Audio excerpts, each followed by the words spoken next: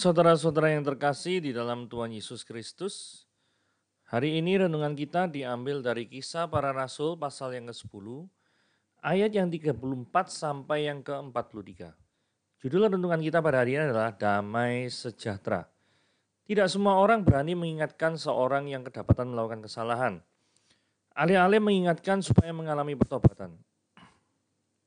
Ada kalanya, kondisi semacam ini justru dimanfaatkan untuk bekerja sama. Saling menjaga rahasia keberdosaan. Aku tutupi kesalahanmu dan kamu tutupi kesalahanku. Saling diam dan bekerja sama dalam menutupi dosa semacam ini bahkan disebut-sebut sebagai menjaga damai sejahtera. Tidak ada perang, tidak ada kerusuhan, rukun, dan tidak bermusuhan adalah definisi damai menurut Kamus Besar Bahasa Indonesia. Tidak heran jika banyak orang berasumsi damai sejahtera adalah kondisi yang tenang, rukun, tidak ada konflik. Ditambah lagi pepatah yang mengatakan diam itu emas. Bahkan ayat Alkitab pun menyebutkan bahwa kasih menutupi pelanggaran. Tetapi sungguhkah ketenangan dan kerukunan membawa damai sejahtera seperti yang Tuhan kehendaki? Ketika di dalamnya kehidupan berjalan di luar kebenaran Tuhan. Damai sejahtera Allah adalah kondisi di mana manusia berdamai dengan Allah melalui Yesus Kristus. Tanda bahwa manusia berdamai dengan Allah adalah menaruh hormat kepada Allah. Rasa hormat kepada Allah tidak hanya diwujudkan melalui ritual ibadah di gedung gereja, berpelayanan, bertekun dalam doa, atau gemar melantunkan pujian. Rasa hormat kepada Allah harus dinyatakan dengan melakukan kebenaran Allah di dalam setiap aspek kehidupan. Diawali dari kekudusan hati serta motivasi yang murni. Situasi yang tampak aman bukan tanda damai sejahtera jika di belakangnya tersembunyi pelanggaran dan dosa. Di mana ada kebenaran, di situ akan ada tumbuh damai sejahtera. Ya, renungan kita pada hari ini diambil dari Kisah Para Rasul 10 ayat 34 sampai 43. Lalu mulailah Petrus berbicara kepadanya, katanya, sungguhnya aku telah mengerti bahwa Allah tidak membedakan orang. Setiap orang dari bangsa manapun yang takut akan Dia dan yang mengamalkan kebenaran berkenan kepadanya. Itulah firman yang ia suruh sampaikan kepada orang-orang Israel, yaitu firman yang memberitakan damai sejahtera oleh Yesus Kristus, yang adalah Tuhan dari semua orang. Kamu tahu tentang segala sesuatu yang terjadi di seluruh tanah Yudea, mulai dari Galilea sesudah baptisan yang diberitakan oleh Yohanes, yaitu tentang Yesus dari Nazaret, bagaimana Allah mengurapi Dia dengan Roh Kudus dan kuat kuasa. Dia yang berjalan berkeliling sambil berbuat baik dan menyembuhkan semua orang yang dikuasai iblis, sebab Allah menyertai Dia. Dan kami adalah saksi dari segala sesuatu yang diperbuatnya di tanah Yudea maupun di Yerusalem. Dan mereka telah membunuh Dia dan menggantung Dia pada kayu salib. Yesus itu telah dibangkitkan Allah pada hari yang ketiga. Dan Allah berkenan bahwa Ia menampakkan diri bukan kepada seluruh bangsa, tetapi kepada saksi-saksi yang sebelumnya telah ditunjuk oleh Allah, yaitu kepada kami yang telah makan dan minum bersama-sama dengan Dia setelah Ia bangkit di antara orang mati. Dan Ia telah menugaskan kami memberitakan kepada seluruh bangsa dan bersaksi bahwa Dialah yang ditentukan Allah menjadi hakim atas orang-orang hidup dan orang-orang mati. Tentang Dialah semua nabi bersaksi bahwa barang siapa percaya kepadanya, dia akan mendapatkan pengampunan dosa oleh karena namanya. Ini Kisah Para Rasul 10 ayat 34 dan 43. Nah, kita lihat ayat 34 terlebih dahulu ya. Di sini dikatakan lalu mulailah Petrus berbicara, katanya, sungguhnya aku telah mengerti bahwa Allah tidak membedakan orang. Nah, maksudnya apa ya? Allah tidak membedakan orang. Jadi gini ya, orang Yahudi itu memiliki pengertian bahwa keselamatan hanya untuk kaum pilihan dalam pengertian secara bangsa, yaitu kaum Yahudi. Sehingga mereka tuh gagal paham ketika Allah itu juga menyelamatkan orang yang bukan Yahudi. Itulah sebabnya perlu ditegaskan di sini bahwa Allah itu tidak membedakan orang. Nah, sebagai referensi, mari kita lihat di dalam Perjanjian Lama. Di dalam Perjanjian Lama ada tokoh yang namanya Naaman, yaitu panglima Aram yang juga diselamatkan. Naaman ini percaya pada YHWH, Yahweh, setelah mengalami kesembuhan dari pelayanan Nabi Elisa. Nah, referensi daripada Perjanjian Lama ini dapat kita lihat dalam 2 Raja-Raja pasal yang ke-5 ayat yang ke-17 yang bunyinya seperti ini. Akhirnya berkatalah Naaman, jikalau demikian biarlah diberikan kepada hamba-Mu ini tanah sebanyak muatan sepasang bagal. Sebab hamba-Mu ini tidak lagi akan mempersembahkan korban bakaran atau korban sembelihan kepada Allah lain kecuali kepada Yahweh. Ini Tuhan huruf besar. Kalau dalam bahasa Indonesia, Alkitab bahasa Indonesia maksudnya, kalau ada kata huruf Tuhan huruf besar, itu artinya bahasa naskah Ibrani asli itu namanya Yahweh, YHWH. Yang istilah teknisnya disebut dengan tetragramaton, jadi 4 huruf mati. Yaitu Yod, He, Vav, He. Ya. Jadi 4 huruf mati. Nah, itu perlu tahu karena dengan dikatakan tidak ada tidak mempersembahkan korban kebakaran selain kepada Allah lain kecuali kepada Yahweh, itu menunjukkan bahwa Naaman itu sudah percaya kepada Tuhan yang benar. Selama ini mungkin dia percaya pada dewa-dewa yang lain yang bukan Yahweh. Tetapi dia sudah percaya. Nah, Naaman ini orang Aram. Naaman ini bukan orang Yahudi. Jadi sebenarnya di dalam Perjanjian Lama sudah ada petunjuk jelas bahwa Allah itu berkenan menyelamatkan orang di luar Yahudi. Nah, fakta ini yang menjelaskan kalimat yang dimerahi ini ya, bahwa Allah tidak membedakan orang. Kurang lebih begitu penjelasannya. Sekarang ayat yang ke-35. Setiap orang dari bangsa manapun yang takut akan Dia dan yang mengamalkan kebenaran berkenan kepadanya. Nah, sekarang gini ya. Apakah ayat 35 ini berbicara tentang universalisme dari pekabaran Injil? Maksudnya, tidak hanya khusus pada bangsa Yahudi saja. Ya, betul. Memang ayat 35 ini adalah berbicara universalisme dari pekabaran Injil. Maksudnya cakupannya itu tidak hanya kepada bangsa Yahudi. Bagaimana dengan orang yang, itu penjelasan yang kalimat merah ya. Terus penjelasan yang kalimat biru. Bagaimana dengan orang yang mengamalkan kebenaran tetapi tidak percaya Yesus? Nah ini gimana nih? Kemudian apakah orang tersebut juga disebut dalam tanda kutip berkenan kepadanya? Karena kalimat biru ini mengatakan ya, yang mengamalkan kebenaran berkenan kepadanya. Begitu bunyinya. Jadi jika demikian pengertiannya, maksudnya orang yang tanpa Kristus itu asalkan melakukan kebenaran maka diterima. Jika seperti itu artinya, apakah tanpa penebusan Kristus di kayu salib? Orangnya tidak percaya Kristus saja. Maka perlu kita pertanyakan, apakah tanpa penebusan Kristus di kayu salib, maka orang dapat berkenan di hadapan Tuhan?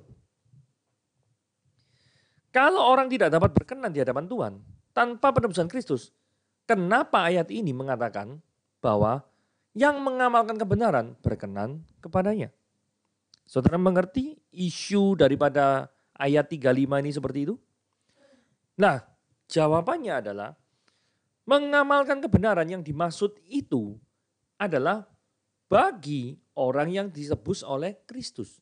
Lah, kenapa kok sampai pada kesimpulan yang seperti ini? Nanti kita lihat pada waktu ayat-ayat yang setelahnya ada penjelasannya. Tapi tunggu, sabar. Nanti Anda ikuti ini penjelasannya. Nanti kita akan sampai kesimpulan ayat 35 nanti berkorelasi dengan ayat yang setelahnya. Ayat setelahnya itu bukan 36, tapi nanti ayat ke-40-an. Nanti ya, saudara ingat-ingat ayat 35 ya. Oke. Kita lanjut dulu. Ayat 36. Itulah firman yang ia suruh sampaikan kepada orang Israel, yaitu firman yang memberitakan damai sejahtera oleh Yesus Kristus, yang adalah Tuhan dari semua orang. Nah, sebenarnya ayat 36 ini mengkonfirmasi dari penafsiran ayat yang ke-35. Tafsirkan ini. Jadi artinya apa? Tanpa Kristus, maka tidak ada penebusan. Itu nanti ada ayatnya ya. Tetapi yang mau dikatakan di sini adalah Yesus itu adalah Tuhan dari semua orang, ini loh perkataannya ya. Yesus Kristus yang adalah Tuhan dari semua orang. Apa sih pentingnya ayat ini? Pentingnya gini ya. Tidak peduli ada orang-orang di dunia ini yang mengakui atau tidak mengakui. Karena suatu Yesus itu Tuhan atau bukan. Kebenaran objektif itu tidak akan berubah. Hanya karena orang-orang tidak setuju pada faktanya. Oke, saudara perhatikan ini baik-baik. Kalimat ini ya. Suatu kebenaran objektif tidak akan berubah. Hanya karena orang-orang tidak setuju dengan faktanya. Orang boleh saja tidak setuju dengan fakta. Tetapi kebenaran objektif itu akan berlaku terhadap either orang itu setuju atau tidak setuju. Contoh ya, hukum gravitasi. Hukum gravitasi tetap ada ya. Sekalipun mungkin ada beberapa orang yang tidak percaya bahwa hukum gravitasi itu ada. Melawan hukum gravitasi mengakibatkan kecelakaan terhadap dirinya sendiri. Yang berakibat adalah kematian. Maksudnya, kita memang percaya bahwa di dunia ini ada hukum gravitasi. Ada orang yang ngomong, gua gak mau percaya. Gua mau lompat dari apartemen. Terus kemudian jatuh. Brul. Ya, sudah dibilang ya ada gravitasi. Tetap aja lompat. Ya tetap matilah. Ya tetap, artinya apa? Hukum gravitasi itu adalah kebenaran objektif. Anda tidak mau percaya, itu urusan Anda. Tetapi Anda akan menanggungnya. Jadi, percaya dan tidak percaya itu hak Anda. Tetapi konsekuensinya itu bukan hak Anda. Itu adalah kewajiban daripada pilihan Anda. Konsekuensi logis dari pilihannya. Jadi pilihannya bebas. Konsekuensinya tidak bebas. Tangkap ya. Contoh kedua. Ada orang yang sampai sekarang tidak percaya corona. Ngomong, loh kamu ditanya ya, kok enggak pakai masker kenapa? Oh enggak percaya ada corona. Memang corona ada. Corona konspirasi, bla bla bla bla bla bla. Kan seperti itu. Akibatnya ya tanggung sendiri. Keluar enggak pakai masker, enggak jaga jarak, tetap kontak fisik. Resiko nih, yo ketularan. Resiko ketularan sangat tinggi. Jadi artinya Anda punya, sekali lagi ya, Anda punya kebebasan untuk memilih. Tetapi konsekuensi daripada kebebasan Anda, pilihan Anda, itu tidak bebas. Ini suatu paradoks yang menarik ini ya. Jadi seperti itu, bebas memilih, tetapi konsekuensinya itu tidak bebas. Ya, oke. Ayat 37. Kamu tahu tentang segala sesuatu yang terjadi di seluruh tanah Yudea. Mulai dari Galilea, sesudah baptisan yang diberitakan oleh Yohanes. Maksudnya adalah sesudah Yohanes itu membaptis Yesus, maka Yesus memulai pelayanan. Dan berita-berita itulah yang didengar. Ya, yaitu tentang Yesus dari Nazaret. Bagaimana Allah mengurapi dia dengan Roh Kudus dan kuat kuasa. Dia berjalan berkeliling berbuat baik menyembuhkan orang yang dikuasai iblis sebab Allah menyertai dia. Nah, kalimat ayat 37 dan 38 ini adalah inti pemberitaan Injil yang benar. Jadi inti pemberitaan Injil yang benar itu adalah Christ Center. Jadi Kristus Yesus sebagai pusat pemberitaan. Bukan yang diberitakan itu adalah kalau ikut Yesus Anda akan kaya, kalau Anda ikut Yesus Anda akan sukses dan lain sebagainya. Bukan semacam seperti itu. Karena pembicaraan seperti itu adalah man-centered atau terpusat pada manusia. Terkadang ya yang namanya orang ya senang dengar-dengar khotbah yang berpusat pada diri. Bukan berpusat pada Tuhan. Jadi segala bentuk khotbah yang tidak mengutamakan Kristus, maka khotbah-khotbah itu tidak akan berkenan di hadapan Tuhan. Konsekuensi logisnya seperti itu. Jadi, Yesus dari Nazaret, itulah yang harus diberitakan. Terus menerus harus diberitakan. Entah kepada orang yang sudah percaya untuk mengingatkan kasih Allah yang luar biasa, ataupun kepada orang yang belum percaya sama sekali. Karena orang itu kalau tidak menerima Yesus sebagai Tuhan dan Juru Selamat, maka api neraka akan dengan senang hati menyambutnya. Jangan hal seperti itu terjadi. Oke. Ayat 39. Dan kami adalah saksi dari segala sesuatu yang diperbuatnya di tanah Yudea maupun di Yerusalem. Lah, penekanan daripada ayat 39 itu adalah para murid itu adalah saksi mata. Lah, kenapa kok status Petrus sebagai saksi mata itu penting? Karena melalui kesaksiannya maka berita-berita Injil itu bisa diteruskan oleh orang banyak. Jadi berita tentang Yesus itu bukan fiktif atau mitos. Karena begini ya, salah satu cara untuk mengetahui suatu fakta itu benar atau enggak. Untuk dunia kuno, ini sekali lagi ya, untuk dunia kuno.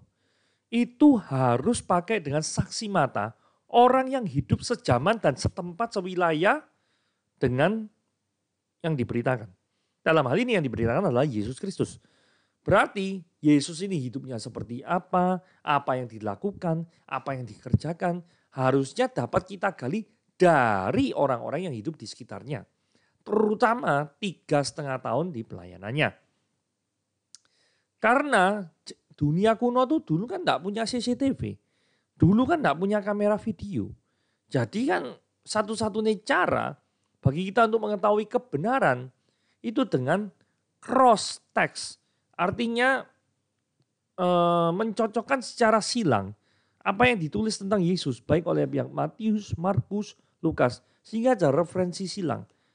Sehingga itu saling melengkapi daripada pengetahuan kita tentang Yesus Kristus. Oh, itu sebabnya kenapa ya? Kalau kita baca kitab Injil, itu kan selalu ada pada waktu zaman Pontius Pilatus memerintah begini, supaya bisa diverifikasi. Kemudian ada tempatnya di Yerusalem, ada tempatnya di Yudea. Kalau tempat-tempat itu fiktif, berarti keberadaannya kan sampai sekarang kan diragukan.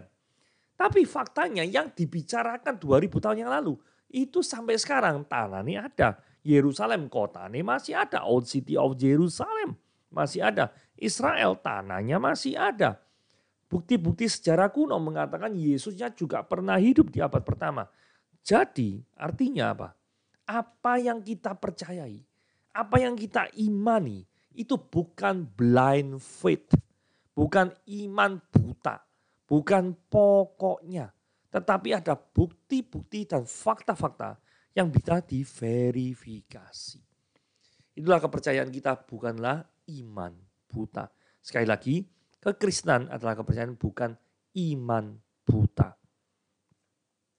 Pasal yang ke-40. Yesus itu telah dibangkitkan Allah pada hari yang ketiga. Dan Allah berkenan bahwa ia menawarkan diri. Kesaksian ini penting sekali ya. Karena kebangkitan Yesus Kristus itu adalah tonggak sejarah kekristenan. Kita lihat 4 fakta yang mendukung apakah kebangkitan Kristus dapat dipercaya secara historis. Nah, ini fakta kesaksian perempuan. Jadi maksudnya gini ya. Yesus Kristus itu kebangkitannya pertama kali itu yang lapor itu saksi-saksi perempuan, betul ya? Nah, kalau misalnya kebangkitan Yesus ini adalah palsu, maka seharusnya kalau mau memalsukan ya harus dengan saksi-saksi yang terpercaya dong. Saksi-saksi perempuan saat itu tidak dipercaya. Yang lebih dipercaya adalah saksi-saksi pria. Fakta bahwa orang yang pertama kali menyaksikan kebangkitan menjadi saksi adalah kaum perempuan. Itu menunjukkan bahwa tulisan-tulisan di Alkitab itu bisa dipercaya. Setidaknya kalau mau palsu, kok ya aneh pakai kesaksian perempuan yang pada waktu abad pertama itu tidak bisa dipercaya. Atau tingkat kepercayaannya orang terhadap kesaksian itu rendah. Hal yang kedua adalah fakta Yerusalem. Artinya Yesusnya itu mati, Yesusnya bangkit, Yesusnya menampakkan diri di Yerusalem. Kalau misalkan Yesus Kristus itu tidak bangkit, maka orang bisa menunjukkan kuburnya dan berkata, oh ini loh Yesusnya masih ada nih. Dibongkar kuburnya, ditunjukin, selesai urusan. Itu murid-murid bohong semua itu. Yesus ngomong bangkit, bangkit, bangkit. Oh nyata tidak bangkit kok. Karena apa? Orang-orang ini, murid-murid ini kan bersaksi mulai dari Yerusalem. Mereka bukan bersaksi tentang Yesus di luar negeri loh. Di dalam negeri, bahkan bukan di dalam negeri, di dalam kota. Pusat keagamannya yaitu di Yerusalem. Kalau misalnya mau nipu, ya murid-murid ya pergi kemana gitu kayak. Terus kemudian bersaksi tentang Yesus Kristus yang tidak bisa diverifikasi. Gitu kan? Tapi tidak. Perintah Yesus adalah jadikanlah semua bangsa muridku mulai dari Yerusalem, Yudea, Samaria, dan seluruh dunia. Supaya apa? Supaya ketika kesaksian di Yerusalem, kalau kesaksian para murid itu tidak benar, maka orang-orang akan membuat tulisan tandingan untuk melawan kebangkitan Kristus Yesus. Tapi faktanya tidak, bukan. Kalau faktanya tidak, itu berarti Yesusnya bangkit. Oke, kita lanjutkan fakta yang ketiga. Perubahan hari kebaktian dari Sabtu ke Minggu. Sejak Kristus itu bangkit, maka kalau kita perhatikan dalam catatan perjanjian baru, mereka kumpulnya itu pasti hari Minggu. Hari pertama di minggu itu. Selalu seperti itu. Padahal dulunya itu selalu hari ketujuh, hari Sabat, hari Sabtu. Ya, kalau misalkan tidak ada suatu peristiwa kebangkitan yang besar, buat apa tiba-tiba orang Yahudi yang enak-enak ibadah misalkan hari Sabtu, itu diubah kemudian hari Minggu. Jadi tanpa adanya suatu peristiwa yang sangat besar terhadap kehidupan spiritualitas daripada orang-orang Yahudi di abad pertama, maka tidak mungkin orang-orang percaya ini, orang-orang pertama yang percaya, itu mengubah dari hari Sabtu ke Minggu. Ya sama kayak kita misalkan hari apa gitu ya, hari peringatan nasional tanggal 1 misalkan. Gak ada apa-apa tiba-tiba gue gak seneng tanggal 1, enak tanggal 5 dah. Memang bisa seperti itu. Kalau gak ada suatu hal yang sangat besar, gak mungkin diganti toh. Nah kemudian fakta keempat, itu adalah fakta kerelaan para murid. Maksudnya gini, para murid itu rela mati untuk memberitakan Kristus. Betul ya? Kalau Yesusnya tidak bangkit dan mereka berbohong, maukah orang itu mati untuk kebohongan? Tidak mau. Orang itu mau mati untuk apa? Kebenaran. Gak mungkin orang mau mati untuk kebohongan. Sudah bohong loh. Terus mau mati untuk kebohongan. Ya konyol. Tapi orang mau mati itu untuk kebenaran. Ya. Oke, sekarang pasal yang ke-42. Dan ia telah menugaskan kami memberitakan kepada seluruh bangsa dan bersaksi bahwa dialah yang ditentukan Allah menjadi hakim atas orang-orang hidup dan yang mati. Pemberitaan Injil pada orang-orang yang belum percaya, ini perlu kita lakukan. Ingat, amanat agung yang terakhir adalah jadikanlah semua bangsa muridku. Di dunia ini ada terlalu banyak orang yang belum menyerahkan dirinya kepada Tuhan. Jadi, pertanyaannya, berapa lamakah kita tidak memberitakan Injil? Apakah dalam WA grup kita, kalau kita cicat sama teman-teman SMA, kuliah, ada Injil yang diberitakan? Ya apa enggak? Atau selama ini ya paling posting-posting makanan ya, paling ya posting apalah pokoknya yang bukan rohani lah. Yang rohani dihindari semua. Alergi nanti temannya lari semua. Kayak gitu. Atau kita tetap mau posting hal-hal yang bersifat penginjilan, memberitakan tentang kebenaran, video-video YouTube yang berisi kesaksian tentang kekristenan, dan menyebarkannya kepada orang yang membutuhkan, terutama orang yang belum percaya. Apakah kita sudah melakukan hal itu? Nah, ayat terakhir 43. Tentang dialah semua nabi bersaksi bahwa barang siapa percaya kepadanya, dia akan mendapatkan pengampunan dosa. Jadi coba kontraskan Kisah Para Rasul 10:43, ayat yang kita baca barusan ini, dengan Kisah Para Rasul 10:35. Jadi ayat 10:35 dikatakan yang mengamalkan kebenaran berkenan kepadanya. Saudara, berkenan kepada Kristus dengan mengamalkan kebenaran itu tidak mungkin dilakukan oleh orang yang tidak percaya kepadanya. Karena kebenaran itu bukan diukur dari antar sesama manusia. Tetapi rujukannya itu diukur dari sudut pandang Allah. Jadi sekalipun menurut sesama manusia engkau itu baik. Bukan itu yang jadi standar Allah itu engkau berkenan apa enggak. Yang jadi berkenan adalah apakah di mata Tuhan engkau tetap berdosa apa enggak. Kalau tetap berdosa ya engkau tak berkenan. Bagaimana caranya di hadapan Allah engkau tidak berdosa? Yaitu adalah dengan percaya kepada Yesus. Ia itu maksudnya orang yang percaya kepada Yesus. Akan mendapatkan pengampunan dosa karena namanya. Jadi jelas ya di sini kaitan antara 43 dan 35. Jadi ketika seorang sudah mendapatkan pengampunan dosa, maka orang itu barusan bisa mengamalkan kebenaran. Jadi di sini kita belajar tentang hubungan antara percaya kepada Yesus dan pengampunan dosa yang diterima, serta mengamalkan kebenaran sebagai bukti orang itu sudah terima Yesus Kristus. Oke, jadi renungan harian kita sampai di sini. Tuhan Yesus memberkati.